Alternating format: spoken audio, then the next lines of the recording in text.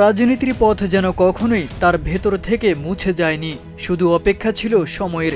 সেই সময় এখন দরজায়।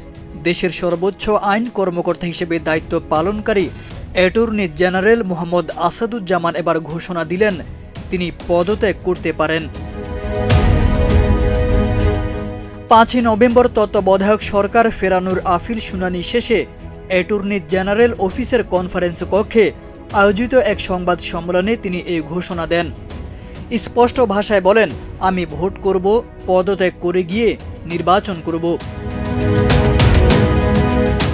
তার বক্তব্যে আত্মবিশ্বাস ও প্রস্তুতির ছাপ ছিল স্পষ্ট। বিএনপির মনোনয়ন প্রসঙ্গে আসাদুজ্জামান বলেন, বিএনপির কাছে আমি নমিনেশন চেয়েছি, আমি আশাবাদী নমিনেশন পাব। জানান, আমি অ্যাটর্নি জেনারেল হিসেবে আছি এখনো, এই পদ ছেড়ে ভোট করব, তবে যখন সময় আসবে তখনই করব। অ্যাটর্নি জেনারেল হওয়ার আগে মোহাম্মদ আসাদুজ্জামান বিএনপির মানবাধিকার বিষয়ক সম্পাদক হিসেবে দায়িত্ব পালন করেছেন। পরে সেই পদ থেকে পদত্যাগ করে তিনি রাষ্ট্রের প্রধান আইন কর্মকর্তা হিসেবে নিয়োগ পান। তারেক আজিজ খান, প্রজন্ম 24।